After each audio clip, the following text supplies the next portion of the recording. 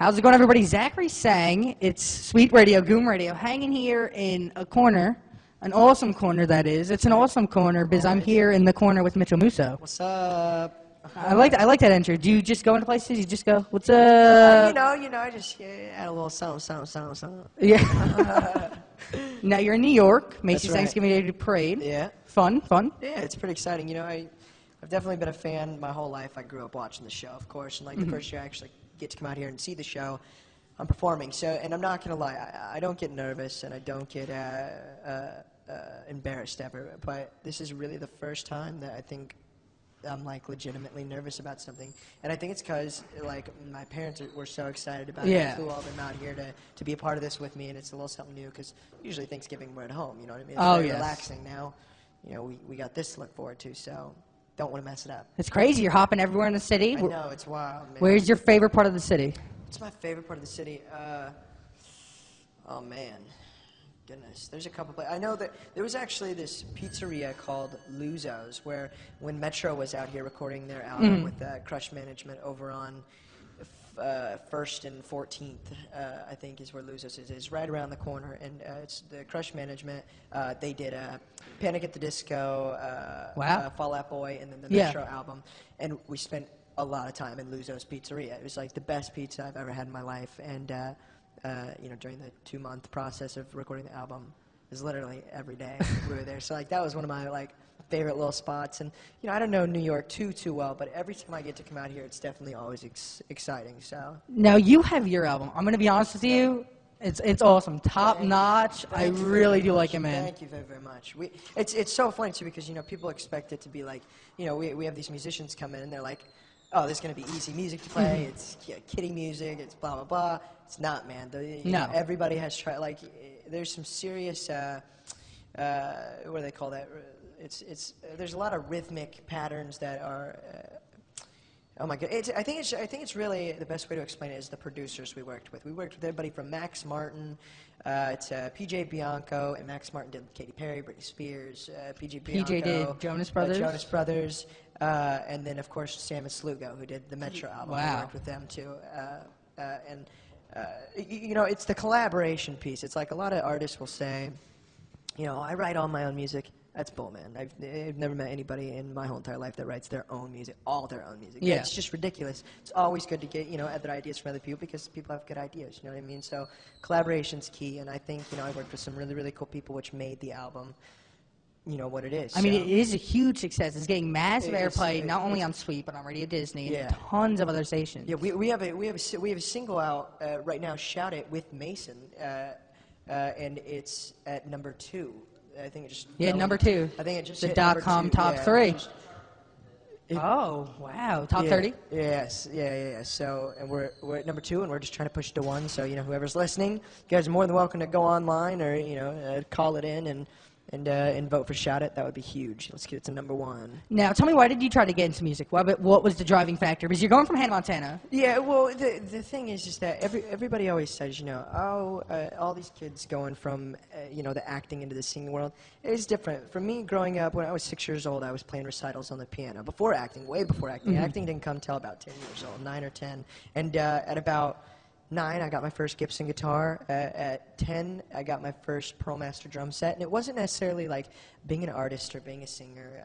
It was more of learning music, learning melodies, learning notes, learning keys, learning to, you know, be creative in this aspect because, you know, I hated school. This was the one thing that I could be creative at and that I enjoyed and I wanted to do all day. And still, till this day, progress and excel, you know, every day.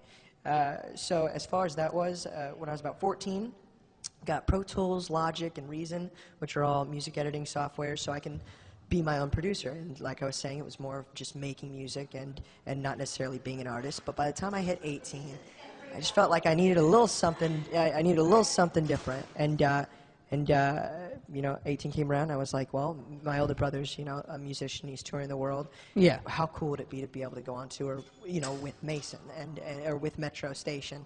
And we made that dream possible this last summer. And You did. it was amazing. I got to see the New York show, my friend. Oh, you did put you? on a show. Oh, sure, the Fillmore, yeah. And the one at Six Flags with the Honor and the one Society. at Six, of course, yeah, of course. What is going through your head when you're on a stage now? Because you're everywhere. You're not in one spot. You're moving back and forth, and your shirt's flying. Yeah, you're going right. crazy. I know. Yeah, we get yelled at that all the Yeah. time. But you know what? The thing is, man, is like whenever we're playing a show, we want to play a rock show. Everything's spur of the moment. Everything's off the top of my head. Nothing's choreographed. If that makes sense. We don't have, it's not a dance show. It's rock and roll. So, if the shirt comes off, the shirt comes off. If kids are going to rush the stage, the kids rush the stage. By all means, you feel more than welcome to. I love it. The crazier it is, the better, man. You're know what welcome I mean? here. You're people. more than welcome. That's the whole point of it. And people always say, oh, why do you get involved in music, and why do you go from this and then try to do more? And the truth of the matter is, it's not even necessarily like the benefits of being a singer. It's what comes with it. It's that. Being an actor, I'm in front of a camera all day. We don't get to see the fans. The fans watch us on TV. We don't ever see them because we're in front of the camera. You know what I mean? As far as music goes, I'm being able to play shows and getting to see everybody in person in intimate settings. A lot of the time, we're not just playing, amphitheaters. We're also playing like House of Blues. So it's like 1,500 to 3,000 people. I get to look everybody in the eye. I get to make everybody feel welcome. I get to make everybody feel like they're a part of this. You know what I mean? Which is huge for me. Just being able to get out and meet everybody. Now, why do you think the girls love you, though? What is that factor where they're like, Mitchel Musso, I'm going to go spend my day at school in the lobby of the MTV building and wait for him to come out. Yeah, and then right? I will creep on him. I don't know, man. I think the fans are just the sweetest people in the world. And to be honest with you, they're the reason that this whole Hollywood entertainment scene is what it is. They have more than half of this pie. You know what I mean? And people don't really realize it. If it weren't for the fans, there would be no Hollywood. There'd be no Hannah Montana. There'd be no Metro. There'd be nothing. That's just how it works. You know what I mean? It just depends on what they want. And I think the reason that they're coming to the shows and they're so loyal to me and they're always there and always have good things to say, never need bad things, is because I do the same for them. You know what I mean? You scratch my back, I will scratch yours. You know what I mean? And I love them to death, and forever will constantly keep my Twitter updated, my Facebook, my MySpace. We're always trying to give prizes away on there. We're trying to give memorabilia, things that people want. We want to give it away. We want them to have a chance to be able to see and touch and have what we have. You know what I mean? That's truthfully all we want out of this, and I couldn't be more appreciative of fans. I am a religious Mitchel Musso follower on Twitter. Good. Appreciate it. Gotta be honest. Good. I might now have to enter to win a few CDs. No, seriously. And it's cool. You get signed stuff and now I have the hookup though. It's true. You got me? Oh, I got you, bro. Thank you. Easy. That's in the bag. You know what I mean? That's nothing. I got tons of stuff to give away. Now, quickly before we go, you gotta give me relationship advice. What is your thing? What's your current relationship status? What's my current relationship status? I am currently in a relationship with the coolest girl in the world.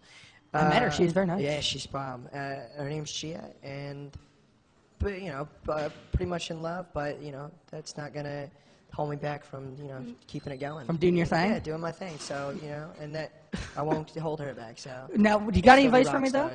Any advice? What do I do? Because I'm gonna be honest. I need help. Honest to God. It's so not original, but dude, just honest. And it's not even honesty like telling her oh, I did this or oh, I did this. It's more of just how you feel, I mean? Exactly who you are. Because if they don't know who you are, then there's no one to love, Amen to that, my friend. Yeah.